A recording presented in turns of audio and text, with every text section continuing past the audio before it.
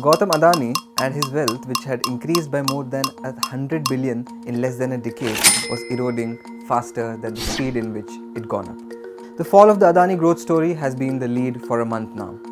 But today we are going to talk about yet another exclusive Adani story, this time from Al Jazeera.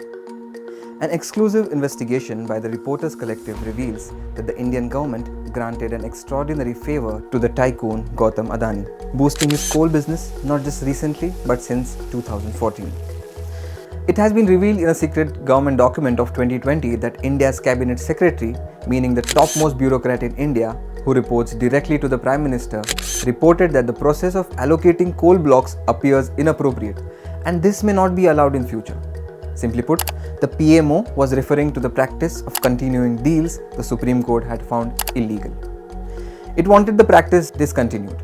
Well, this coming from the highest office of the land makes the story interesting about how Gautam Adani's company was allowed to win a coal block despite the Supreme Court's judgment allowing the same. This isn't the first time that this allegation of allotting coal blocks illegally to Adani has come up. A Caravan magazine report of 2018 by Nilina MS spoke about the same issue in detail. Although the point about the cabinet secretary expressing his views of dissatisfaction were never reported before. So what exactly has happened? Let's understand the story of the opaque relation between Adani Enterprises and the Government of India with respect to the allocation of coal blocks.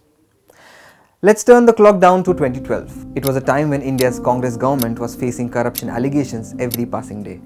Remember the time when the television news used to rake up issues of government corruption? This is the story of that very golden period of Indian TV journalism. The coal scam came to be known as Coalgate. In a nutshell, the coal allocation scam, or Coalgate as it is popularly referred to in the media, is a political scandal that engulfed the UPA government in 2012. The scam came to light after the Comptroller and Auditor General of India accused the Government of India for allocating 194 coal blocks to public and private enterprises for captive use in a flawed manner between 2004 and 2009. The premise of the CAG's argument was that the exchequer suffered a huge loss and public and private entities enjoyed windfall gains because the government's policy of allocating coal was non-transparent.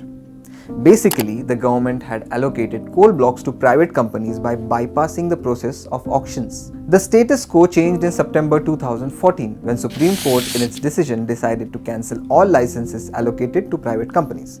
In its damning 2014 verdict, the Supreme Court found all allotments of coal blocks to have been illegal, barring just 4 that were being run by the central government without any private partners. Now, the Al Jazeera 2-part exclusive is based on the very information that I am going to tell you. In a jiffy, part 1 of this series showed how the government allowed business conglomerate RP Sanjeev Goenka Group to use shell companies to undercut competition in coal auctions and regain access to a coal mine.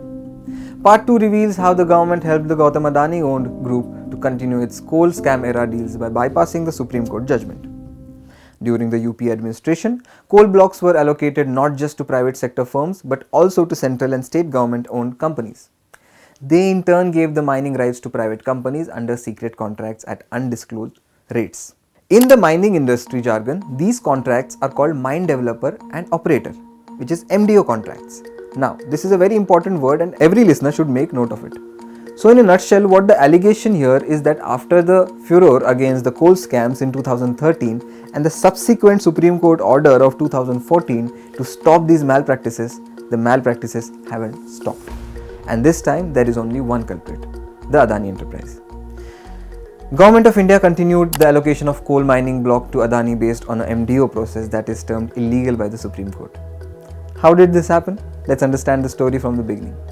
In 2007, Parsa East and Kente Basan, a coal mine with more than 450 million tons of coal, was allocated to Rajasthan Rajya Vidyut Utpadan Nigam Limited, which is RRVUNL, a Rajasthan state-owned power company.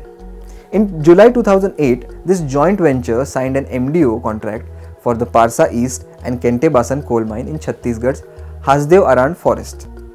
When the MDO deal was signed, the BJP was in power in both Rajasthan and in Chhattisgarh. As said in the report earlier, in 2014, the Supreme Court forced this allocation of the Parsa block along with 203 other mines, and a year later, the Parsa block was up for grabs. Adani Enterprises recommended to the Rajasthan power supply firm that it apply for the allocation of the block.